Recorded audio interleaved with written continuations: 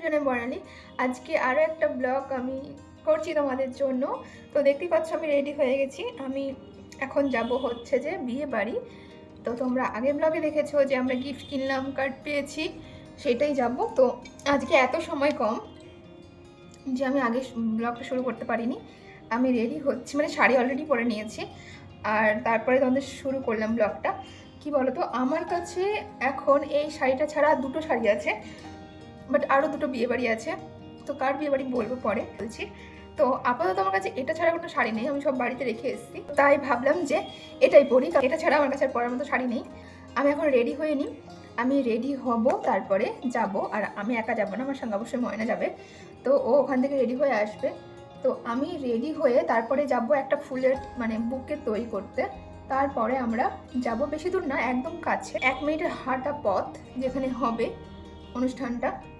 চলো আমি রেডি হয়ে নিই, কথা বলতে লাগলে আমার রেডি হতে দেরি হবে।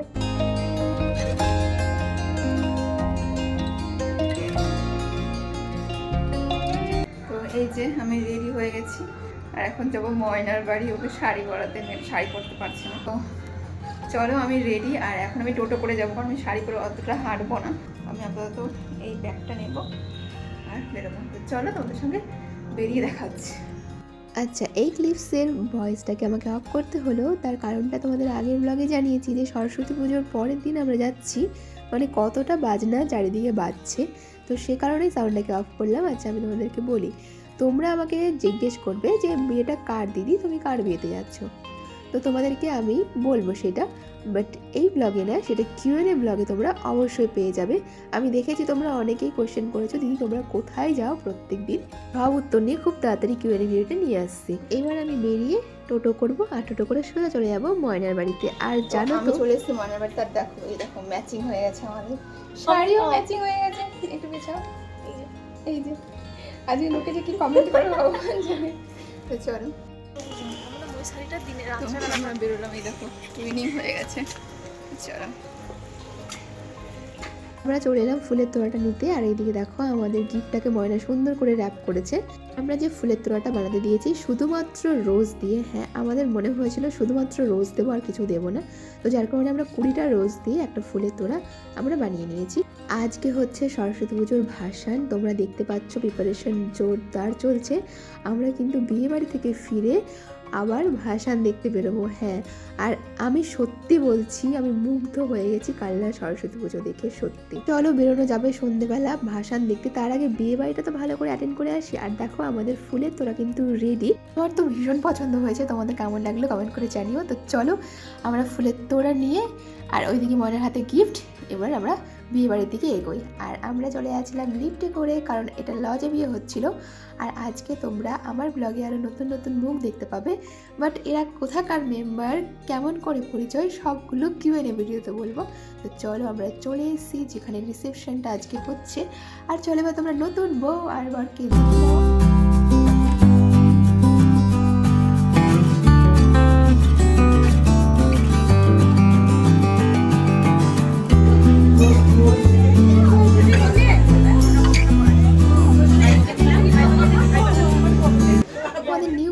গিফট দেওয়া কমপ্লিট। আর যাদের কথা বললাম যে নতুন মুখ তোমরা দেখতে পাবে, এই হচ্ছে সেই নতুন মুখগুলো। অবশ্যই এরা কারা তোমাদের সঙ্গে নেক্সট ব্লগে আমি বলে দেবো, মানে কিউএনএ ভিডিওতে বলবো।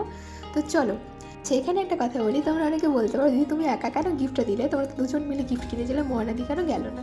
তোমাদের আর কি বলি, ও আমাকে শুধুমাত্র ভিডিও করে দেওয়ার জন্য গিফট দিতে চায়নি, মানে হাউ সুইট, পুরো কি বলবো। তো চলো এরপরে আমরা এখানে বসলাম দুজন মিলে, এরপরে আমরা একটু পরে খাবার খেতে যাবো। আর তোমাদের সঙ্গে অবশ্যই মেনুগুলো শেয়ার করব, কারণ অনেক দিন পর আমি বিয়ে বাড়ি খাচ্ছি। কারণ বাইরে থাকার জন্য যেগুলো বাড়িতে ইনভিটেশন পাওয়া হয় সেখানে যাওয়া হয় না, তাই বাইরেই যখন ইনভিটেশন পেয়ে গেছি এটাকে আর ছাড়া যাবে না। তো চলো আমরা চলে এসেছি এবার খাবার। এই ছিল আমাদের সেই দিনের মেনু। আর এই দেখতে পাচ্ছ, দেখেছো মেয়ের অবস্থা। ও হচ্ছে আমাদের সব থেকে সুইট লিটল মেম্বার, আমরা যেখানে অ্যাডমিশন হয়েছি সেখানকার। আচ্ছা চলো এবার কি মেনু ছিল সেটা তোমার সঙ্গে শেয়ার করা যাক। তো প্রথমে ছিল লেবু, তারপরে চলে এসেছে কুলচা, আর তার সঙ্গে ছিল চিকেন ভর্তা। আমার চিকেন ভর্তাটা ভালো লেগেছে, বাট কুলচাটা আমি খেতে পারিনি, কেন জানি না। তো তারপরে চলে এসেছে স্যালাড, এরপরে চলে এসেছিল সাদা ভাত, আর সাদা ভাতের সঙ্গে ছিল মুগ কালিয়া, আর তারপরে চলে এসেছিল পঞ্চরত্ন আমাদের আর আমাদের এখন এগুলো খেতেই বেশি ভালো লাগে। এরপর চলে এসেছিলো চিকেন চাপ আর তার সঙ্গে বাসন্তী পোলাও, আর এরপরে কি দিতে পারে মাটন কষা। আর তোমরা জানো আমার মাটনে অ্যালার্জি, তবুও আমি খেয়ে ফেলেছি। অনেক দিন পর খেয়েছি, বাট রুমে এসে আমাকে অ্যালার্জি ভোগ করতেই হয়েছে। তো চলো, এরপরে ছিল চাটনি, তার সঙ্গে পাঁপড়, তার সঙ্গে রসগোল্লা, তারপরে ছিল কি ছিল ওটা, কিছু একটা সন্দেশ ছিল, আমি ভুলে গেছি নামটা। তো এতগুলো আইটেম দিয়ে আমরা বিয়েবাড়ির খাবার কমপ্লিট করলাম। আর তোমরা বুঝতেই পারছো আমার থালার অবস্থা দেখে যে খাবারটা টেস্টি ছিল না ছিল না। তো চলো এরপরে আমরা হাত টাত ধোবো। হ্যাঁ, হজমোলার কথা তো বলতে ভুলেই গেছি, এটাও কিন্তু ছিল।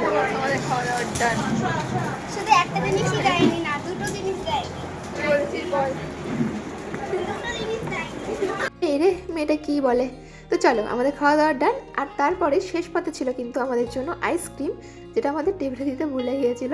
তো আমরা গিয়ে চেয়ে নিয়ে নিয়েছি, বুঝতে পারছো তো? ময়না চলে গেছে ওর বাড়িতে, আমি এখন আইসক্রিম খেতে রুমে যাচ্ছি। আর আজকে যেহেতু ভাসান এখানে সরস্বতী পুজোর, তো আজকে আবার বেরোবো আমরা ভাসান দেখতে, প্রসেসিং হবে। তো চলো এখন আমি যাব, ফ্রেশ হব, আবার 6:30 বেরোবো। এরপরে আমরা রুমে গিয়ে ফ্রেশ হয়ে আবার এই সুন্দর মুহূর্তগুলো নিজের চোখে দেখার জন্য বেরিয়েছিলাম।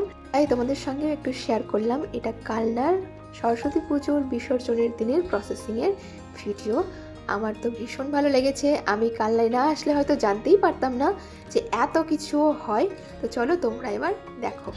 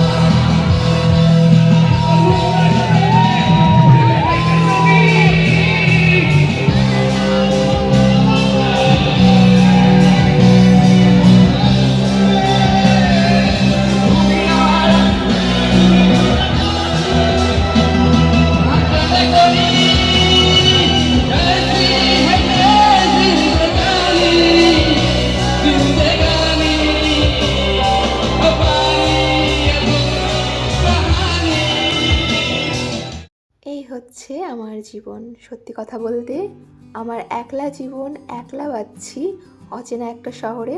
আমি ভীষণ ভালো আছি।